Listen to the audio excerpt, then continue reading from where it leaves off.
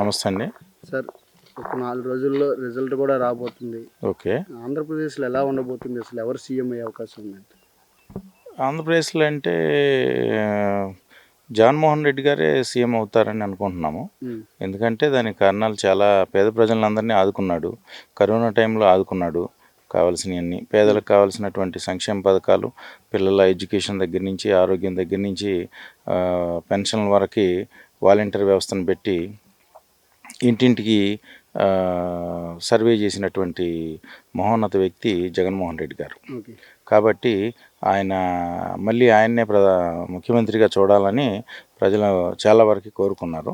కాకపోతే ఏంటంటే corona time కావటం వల్ల 5 సంవత్సరాల్లో 2 సంవత్సరాలు కరోనాకి మనకి దెబ్బతిన్నాము. కరోనా టైంలో కూడా మంచి సపోర్ట్ ఇచ్చి వాలంటీర్ల ద్వారా ప్రతి ఇంటికి కావలసినటువంటి సౌకర్యాలు కానీ, హాస్పిటలైజేషన్ కానీ, ఎటువంటి సహాయం కూడా సొంత వాళ్ళే వచ్చి కరోనా టైంలో వాళ్ళ యొక్క వ్యక్తుల్ని అంటుకోనటువంటి టైంలో కూడా వాలంటీర్లు వచ్చి వాళ్ళకి కావాల్సినటువంటి సహాయాన్ని, మెడిసిన్ కానీ అన్ని రకాల సహాయాన్ని అందించారు. కూరగాయల కాడి నుంచి ప్రతి ఒక్కటి కూడా. కాబట్టి ప్రతి ఒక్కళ్ళు ఆయన గుండెల్లో పెట్టుకున్నారు. మళ్ళీ ఆయనకే పట్టం కట్టాలని ప్రజలందరూ నిర్ణయించారు. అది 4వ తారీఖు మనకి తెలిసిపోతుందండి. ఆయనే మళ్ళీ ముఖ్యమంత్రిగా ప్రమాణ స్వీకారం చేయబోతున్నారు. 9వ తారీఖు వైజాగ్లో ప్రమాణ స్వీకారానికి కావాల్సినటువంటి ఏర్పాట్లు కూడా జరుగుతున్నాయి. కాబట్టి ఆయనే ప్రమాణ స్వీకారం చేస్తాడని మేము అనుకుంటున్నాం. అంటే ఇక్కడ ఎగ్జిట్ పోల్స్ వాళ్ళకి వచ్చేసాయి. కానీ ఇటుపక్క వైఎస్ఆర్ ప్రతిదీ క్రమంగా చేసుకుంటూ ప్రతిదీ చెప్తున్నారు. మెనూ చెప్పడం కానీ ఫలానా డేట్కి ఉంటుందని కూడా. కానీ టీడీపీ వాళ్ళు ఎగ్జిట్ పోల్స్ వచ్చేసాయి. కానీ వాళ్ళు ఎటువంటి చర్యకు ముందుకు రావడం కూడా లేదు. వాళ్ళు ముందుకు రావాలంటే వాళ్ళకి డౌట్గా ఉందండి. అది పూర్తిగా మనం వస్తామా రామా అనే దీంట్లో ఉన్నారు.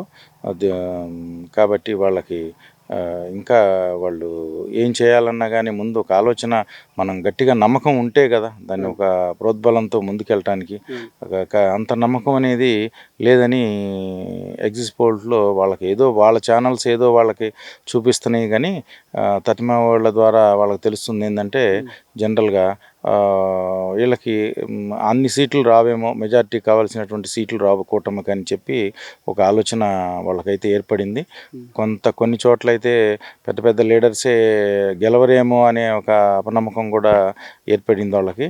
కాబట్టి ఈసారి ఎవరు వీళ్ళు వస్తే కొంచెం మెజార్టీతోటే వాళ్ళు కొన్ని సీట్లు గెలిచినా ఏదో కొద్ది మెజార్టీతోటే వాళ్ళకి కొన్ని సీట్లు వస్తాయండి.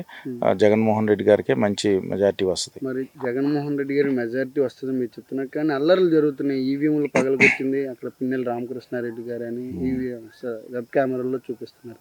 అసలు ఎందుకు ఆయన అంటే గెలిచేటప్పుడు ఆయన ఎందుకు అసలు పగలగొట్టాల్సిన అవసరం ఏముంది?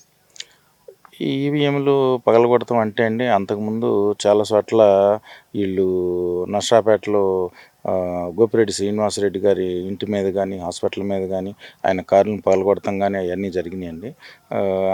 మాచర్లలో కూడా కొన్ని చోట్ల వాళ్ళు బూచ్ క్యాప్చరింగ్ అది జరిగినట్టు మనకి వార్తలు అందుతున్నాయి. కాబట్టి దానివల్ల ఏదో ఈయన కోపం మీద పిన్నెల్లి రామకృష్ణారెడ్డి గారు ఆ విధంగా చేసి ఉంటారే కానీ ఇంకా వాళ్ళు చేసినవి కూడా ఉన్నాయి. కానీ అవి బయటికి రాలేదు. మరి అవి కూడా బయటకు వస్తే బాగుండేది. మరి ఏం చేసింది ఒకటే తీసి బయట పెట్టారు. ఎలక్షన్ కమిషన్ కానీ పోలీసు వ్యవస్థ కానీ అంత ఇదిగా వాళ్ళకే సపోర్ట్ చేసిందని కొంతమంది ఊహాగానాలు అయితే ఉన్నాయి. పోలీసు వ్యవస్థ టీడీపీకే కొంచెం సహకరించిందేమో అనే ఒక డౌట్లు అయితే ఏర్పడినాయి. కానీ మరి అవి రిపోర్ట్లు తేలితే కానీ అన్ని చోట్ల జరిగినటువంటి ఈవీఎంలు గొడవలు కానీ రిగ్గింగ్ కొన్ని చోట్ల జరిగినాయి అంటున్నారు. అవన్నీ బయటకు వస్తే మొత్తంగా అప్పుడు ఏది నిజమనేది ఏది అబద్ధం అనేది తెలుస్తుంది. అయితే బుద్ధ వెంకన్న గారు కూటమి గెలుస్తుంది ఈసారి మాత్రం లోకేష్ గారికి టీడీపీ ప్రధాన కార్యదర్శిగా అంటే మెయిన్ లీడ్గా ఇవ్వాలని కోరుతున్నారు. అసలు ఎంతవరకు వారసులు ఉన్నారు కదా, ఎంతవరకు అది కరెక్ట్? బుద్ధ వెంకన్న గారు కోరటానికి ఆయన ఏదో అడుగుతాడు, కోరుతాడు. కానీ అసలు పార్టీ ఎవరిదండి? అది తెలుగుదేశం పార్టీ ఎవరిది? అది ముఖ్య నాయకుడు ఎవరు? సీనియర్ ఎన్టీఆర్ గారు ముఖ్య నాయకుడు. మరి సీనియర్ ఎన్టీఆర్ గారు స్థాపించి ఆ పార్టీని ఇంత గొప్పగా చేసి గొప్పగా కాంగ్రెస్ని ఓడించి ఆ రోజుల్లో 83 సంవత్సరంలో కాంగ్రెస్ని ఓడించి మంచి మెజార్టీతో, కాంగ్రెస్ని అంత మెజార్టీతో ఓడించిన మగాడే లేడు. ఆ విధంగా సీనియర్ ఎన్టీఆర్ గారు, ఆయనకి మేము సలాం చేస్తాం. సీనియర్ ఎన్టీఆర్కి ఇవాళకి కూడా మేము ఆయనకి ప్రతి ఒక్క మనిషి కూడా సీనియర్ ఎన్టీఆర్ అంటే గౌరవిస్తారు ఆయన్ని. ఆయన అంత గొప్పగా చూస్తారు ప్రతి ఒక్క వ్యక్తి కూడా. ఒక రాముడు, ఒక కృష్ణుడు, ఒక దేవుడుగా ఆయన ఎన్నో పాత్రల్లో నటించి ఆ పాత్రలకు న్యాయం చేసినటువంటి సీనియర్ ఎన్టీఆర్ గారు రాజకీయంలో కూడా అలాగే మంచి న్యాయం చేశారు. కాకపోతే కొన్ని కారణాల వల్ల ఆ పార్టీని వేరే వాళ్ళు దాన్ని లాక్కొని దానికి ఇది జరిగింది, అన్యాయం జరిగింది. కాబట్టి ఇప్పుడు దానికి వారసులైనటువంటి వారికి ఒక అధ్యక్ష పదవి ఇచ్చి వాళ్ళని తీసుకొస్తే బాగుంటుందేమోనని మా ఆలోచన అండి. మరి జూనియర్ ఎన్టీఆర్ గారు 2009లో క్యాంపెయినింగ్ వచ్చారు, తర్వాత అసలు రాలేదు అనేసి ఆయన కూడా చెప్తున్నారు కదా బుద్ధ వెంకన్న. మరి ఈ ఎలక్షన్లో కూడా ఆయన క్యాంపెయినింగ్ చేయలేదు, అసలు టీడీపీ మీద ప్రేమ లేదని చెప్తున్నాడు. టీడీపీ మీద ప్రేమ అంటేనండి, టీడీపీ వాళ్ళు వాళ్ళ ఎన్టీ రామారావు కుటుంబాన్ని దూరంగా పెట్టారండి. వాళ్ళ కుటుంబాన్ని దూరంగా పెట్టి వాళ్ళని రానివ్వకుండా, వాళ్ళకి ఇవ్వకుండా పగ్గాలు వీళ్ళ చేతుల్లో పెట్టుకొని వాళ్ళని ఎక్కడికక్కడ తొక్కేసి వీళ్ళకి ఇస్తే మళ్ళీ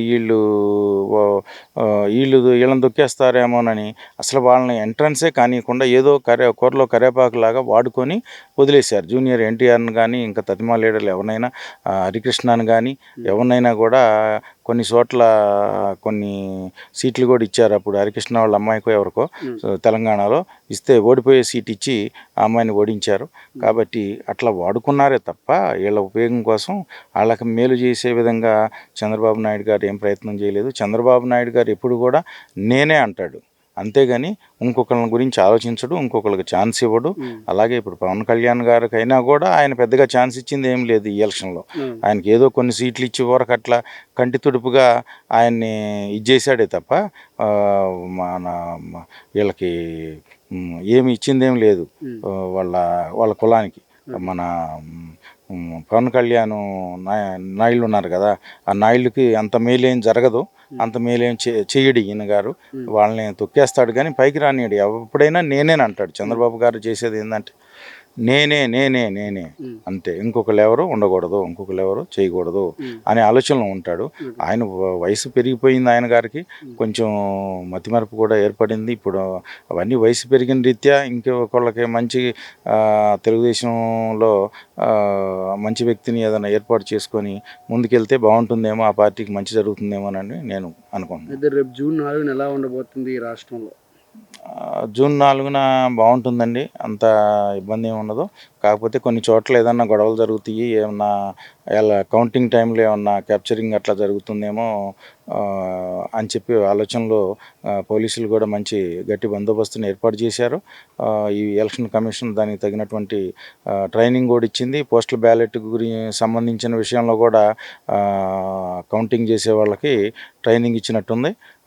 కరెక్ట్గా ట్రైనింగ్ ఇచ్చి కరెక్ట్గా ఉంటేనే దాన్ని కౌంటింగ్లో తీసుకోవాలి అని చెప్పి వాళ్ళకి ట్రైనింగ్ ఇచ్చింది. కాబట్టి రేపు బాగానే ఉంటుంది. జగన్మోహన్ రెడ్డి గారే మళ్ళీ ముఖ్యమంత్రి అవుతారు. 4వ తారీఖు సాయంత్రానికల్లా అంతా మంచి పండగ వాతావరణం ఏర్పడుతుంది. సామాన్య ప్రజలకి మంచి జరిగే విధంగా మంచి జరిగే ముఖ్యమంత్రి, సామాన్య ప్రజలకే మంచి జరుగుతుందని సామాన్య ప్రజలందరూ గట్టిగా కలిసికట్టుగా ఓటేశారు. అదే ఓటింగ్ శాతం కూడా పెరగటానికి కారణం అండి. అది మంచిగా జరుగుతుందని చెప్పి మేము అనుకుంటున్నాం.